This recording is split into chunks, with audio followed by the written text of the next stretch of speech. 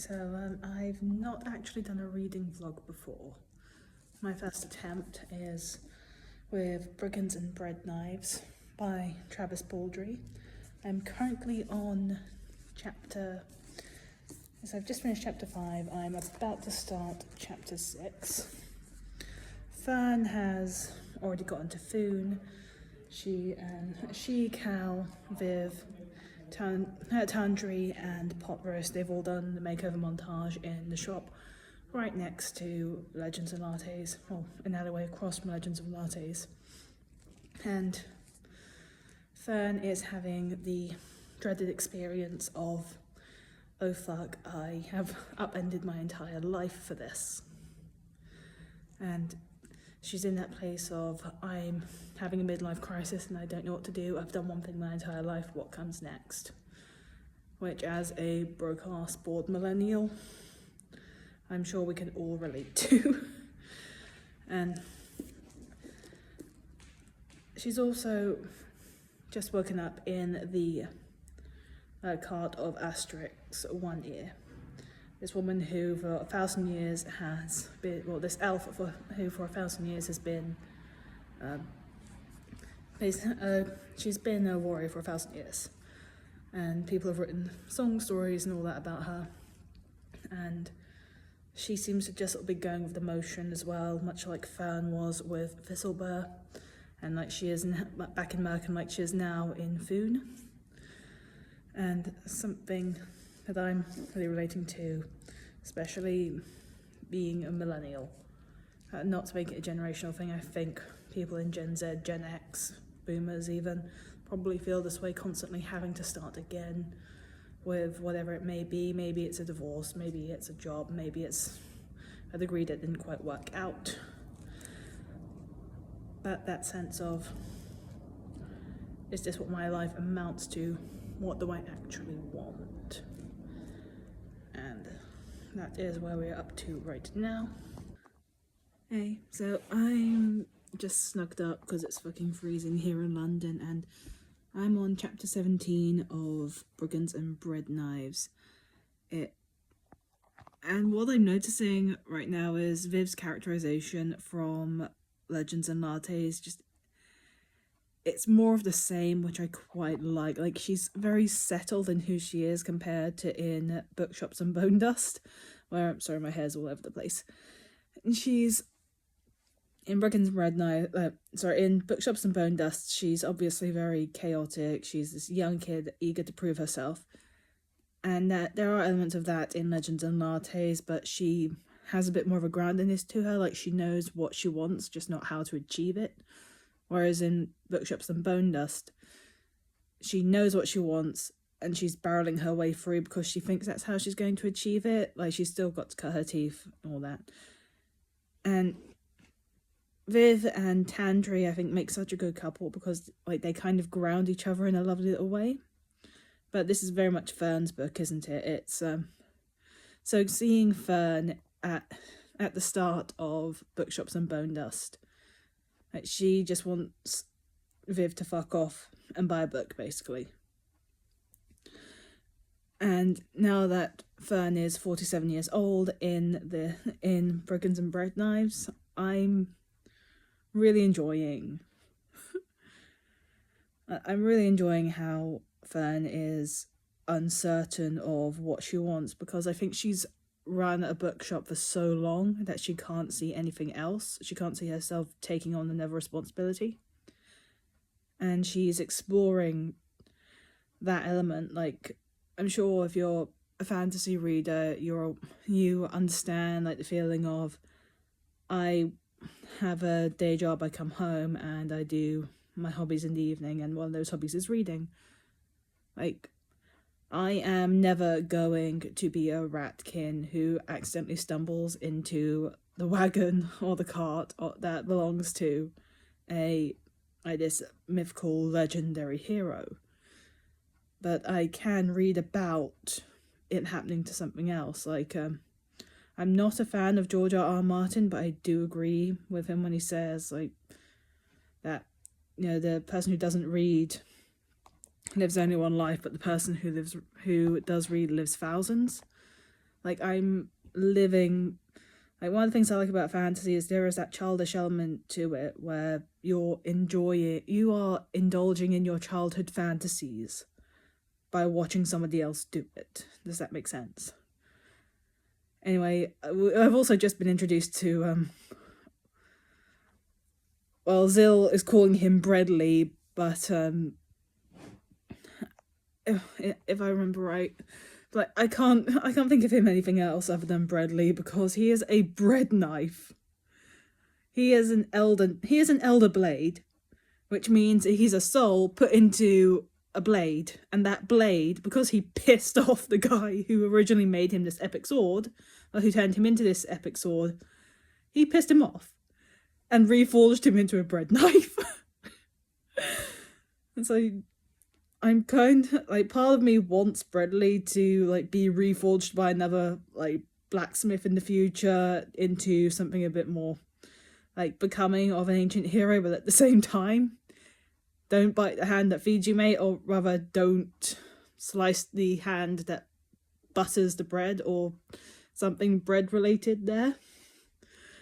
And as for Asterix One Ear, she kind of has this weird, chaotic grandmother vibe to her, like, she has this sort of almost older, wiser lesbian vibe. Like, I think she might be asexual because she's over 1,000 years old, and I cannot recall if she's had a partner or if any partners are mentioned.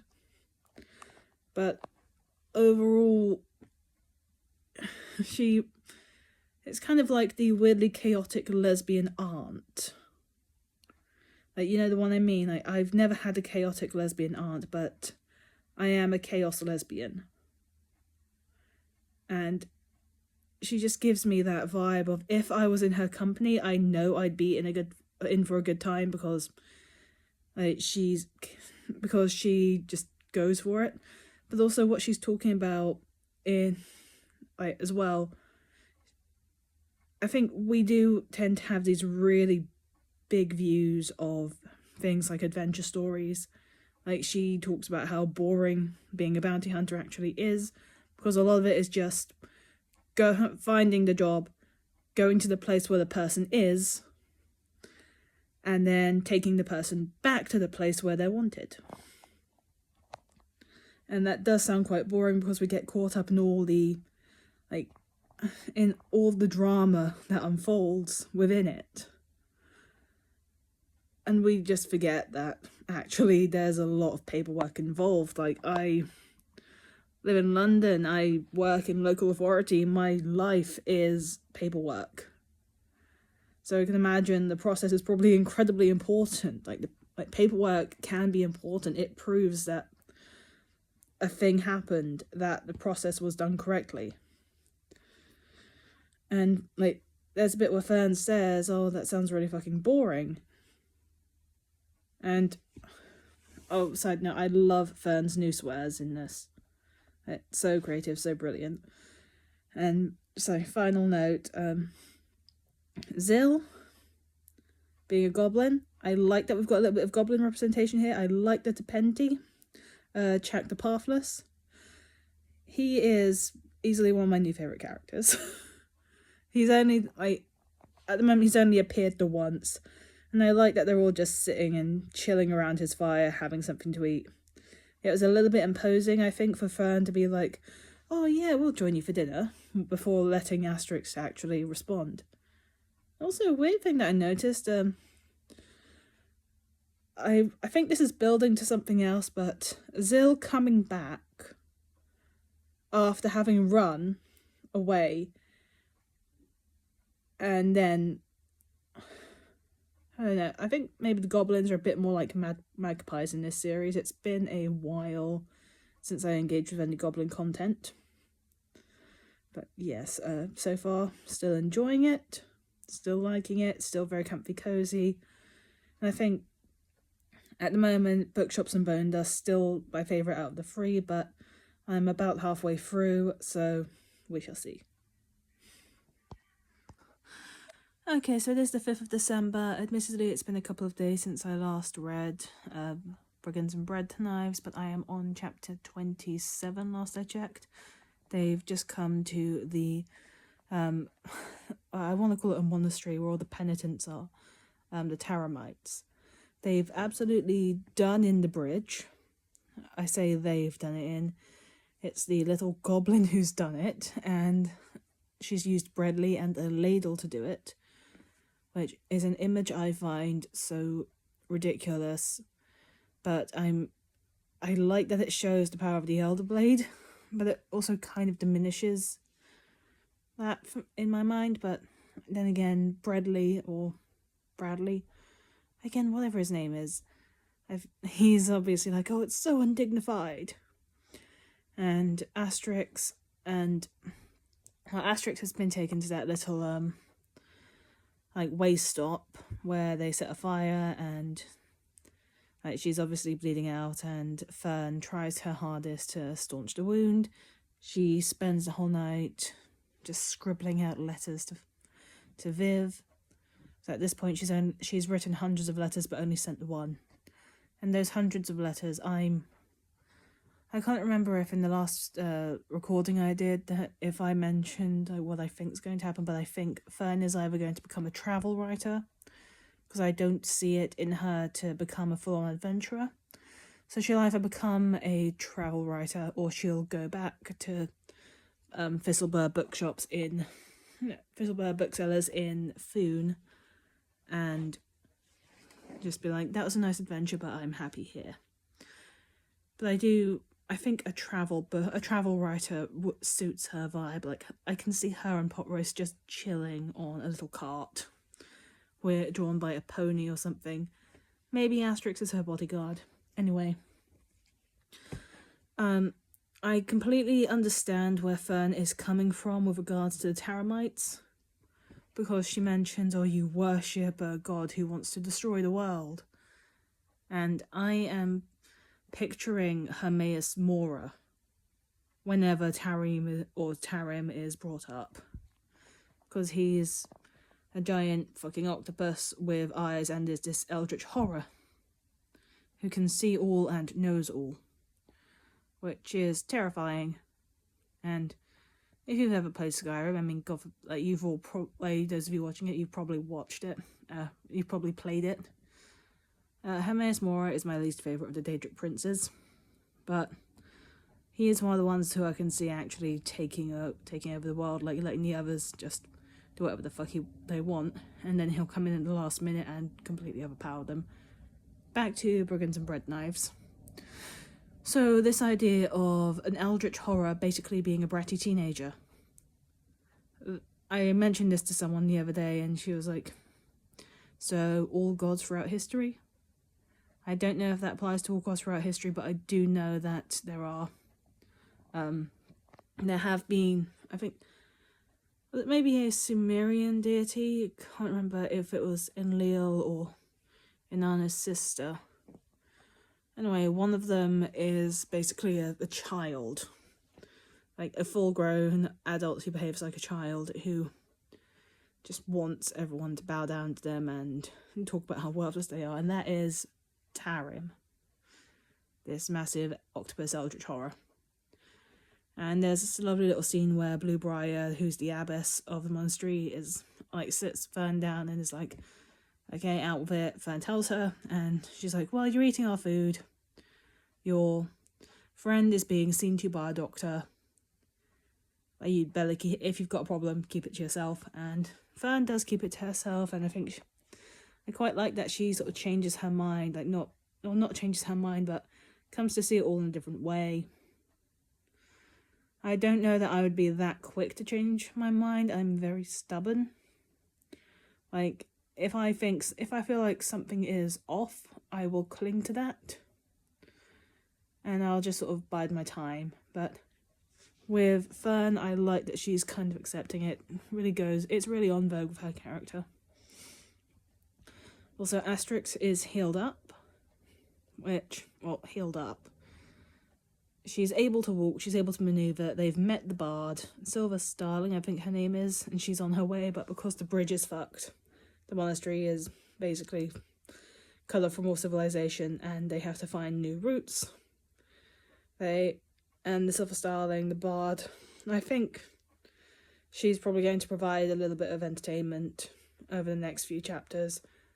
Because I think, like, my estimate, it'll probably be another 3 or 4 chapters at the monastery before Asterix, Zil, and Fern are all on their way. Part of me is hoping that Viv catches up to them, but like, especially with Tula and the other members of the Four Fingers or the Four Hands. Yeah, it's Four Fingers, isn't it? Sorry, I'm having a bit of a brain blip. And they're still... I do not believe they are dead. Like, they were on the bridge when it collapsed, but I do not believe they are dead. I think that Viv is going to catch up at the last minute. She is going to fight alongside Asterix One Ear. And together they're going to defeat this antagonist. And then Fern is going to become a travel writer. I will get to the next few chapters. I want to try to knock out 100 pages because I'm about halfway through, and I shall update you soon. So today is the 14th of December, and it is officially about a week since I finished Brigands and Breadknives. And I'm gonna say right now, I kind of called it when I said I figured Fern would probably become a travel writer. In a way she did, because I think I said she would, like, all the letters she took and wrote Viv, she would probably take them and publish them. And then she went and she published a book about her travels with the Oath Maiden, with Asterix. And how cute was it that Asterix gave Fern the little bracelet she gave Zil, so that they'd always be able to find each other if Fern needed her. And speaking of, I love the brave. Like, it took so much bravery for Fern to go up to Viv afterwards, to give her all the letters, and be like, "I can't do this anymore." Because, like, I realise the narrative now for ancient millennials myself is it's never too late to start again. And I think I said earlier in the vlog that, like, I relate to that feeling of constantly having to start again, because you have to. Like, you're always starting a new career, you're always trying to find a new job while you're trying to start a career. Or if, like me, you're pursuing a creative endeavour like writing, you need something that will pay the bills before your writing can pay the bills, and your writing may never pay the bills. Say pay the bills one more time, bitch. Anyway, and I realised I hadn't really talked about Zil. Now, that was a twist I didn't actually see coming, because that was such a good red herring on Travis Baldree's part, to just have Zil be this literal chaos goblin who steals everyone's silverware. And the bounty on her is so fucking massive.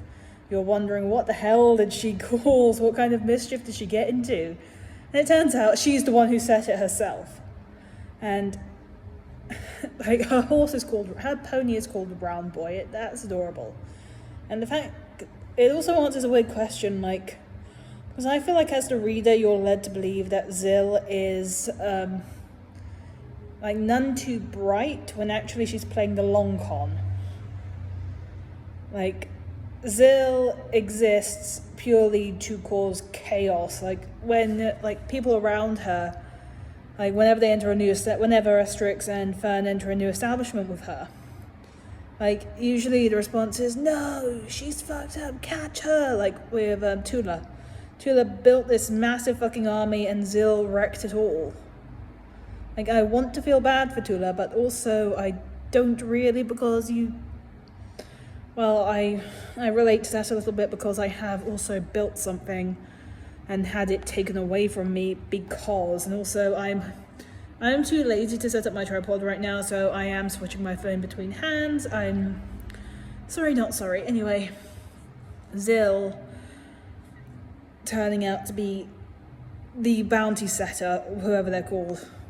And just going back to that bounty a bit, like, Asterix decided that Fern was right in saying, "Oh, why does it have to be this way? You don't have to set her up.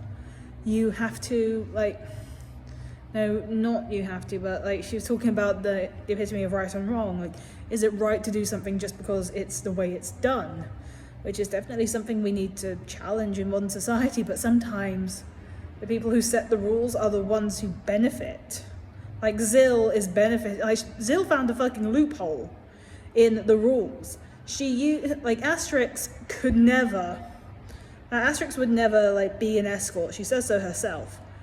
And the only way Zil knew she would be protected was if Asterix was her bodyguard. So Zil was effectively her bodyguard. Like, no, Zil was like, so Asterix was her bodyguard and her escort throughout the entire thing. Like, think of all the trouble she goes to. Like, whenever Zil goes off running, she gets that little bracelet and like puts it on her. And then when she releases it, like, Zil just comes back and she even puts herself in the prison. And with those two guards, it's like, get the file, the crazy file. And then at the end, when Fern is with Quillin, it's just absolutely adorable. I love it. Anyway, that's the vlog for Brigands and Breadknives. Join me.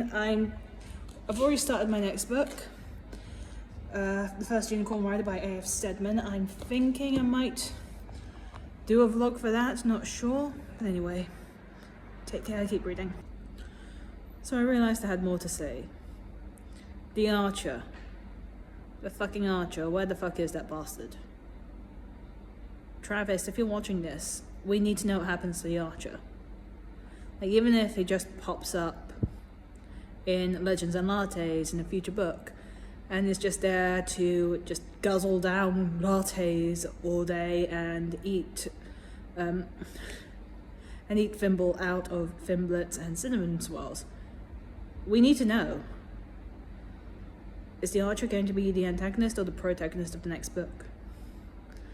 Either way, I would like to see a little bit more Asterix if possible. Maybe her teaming up with Viv, that would be a nice combination. Maybe Viv getting back into the swing of things, even though I know Black Blood is no longer with us. How very sad. How very sad, yes. And I'm not entirely sure about Quillin. So I like that Fern and Quillin get together because it was foreshadowed when they were in like that little muddy village. But also I'm not entirely sure I liked it because I felt a little bit smashed together. Like, I like the idea of them traveling as friends and then getting together, but it reminds me of this book I read for a book club a couple of months ago. We all agreed that even though we didn't necessarily like the book, it was still kind of comforting to know that it had a happy ending. Or a happy ending. Because it was a very weird and complicated story, but the ending kind of made a little more sense. It was kind of the only ending. Anyway, I would have liked Fern and Quillin to just be friends for a little bit. And that would have been nice. Because it feels like every... I love a happy ending, but I don't think a romantic ending is always should always be the default option. Like, speaking as a lesbian who has many gay male friends, men and women can just be friends. It's not that complicated. But I suppose you can't really have cozy fantasy unless there's something cozy and warm and healthy at the end. And yeah, I can kind of see Quillin and Fern having a healthy relationship, but also he lied to her in a way. Like, he sold he was a bounty hunter after Zil, right? And then he goes and basically sells them out to Amberlynn, and then he does try to assist her, but also I feel like they should have just been friends for a little bit instead of like going straight to romantic partners. Although we don't really get an idea of how long it's been, although the publishing cycle can take up to 4 years. I'm not entirely sure about the territory, whether it's sped up, but I'm just going to assume it's about a 2-year time skip between the last chapter and the epilogue. Anyway, as I said before, my current read is The First Unicorn Rider by A.F. Stedman. I've read the Skander Smith series. I think if you're looking for something Percy Jackson or Harry Potter adjacent, but you don't want to read Percy Jackson or Harry Potter, like, Skander Smith is for you. It is a really simple, easy series about bloodthirsty unicorns, and this is a prequel. I'm 70 pages in. I'm not sure I'm going to do a reading vlog on it because like I have thoughts about it and I don't think they'd be very popular. And I can see my comment section now. Anyway, I think I'll give it like until after Christmas before I decide to do another one of these again. This was surprisingly stressful to film, like finding out, like not finding out anything, but just finding pockets of time in which to film. Like you keep seeing me looking to the side, it's because I'm like currently filming in, like I'm about to teach soon and the door is open. And I'm not entirely sure if people are going to come in and see me filming. Like, you've also seen me film on my sofa a couple of times. You've probably seen me. Like, there are places I can film. It's just finding the time to do it because, as I've said, I'm a millennial with 3 jobs. I'm not sure I want this to be a 4th. But if it becomes a 4th, it becomes a 4th. Who knows? Anyway, take care. Keep reading. Have a good evening, day, or whatever. Ciao.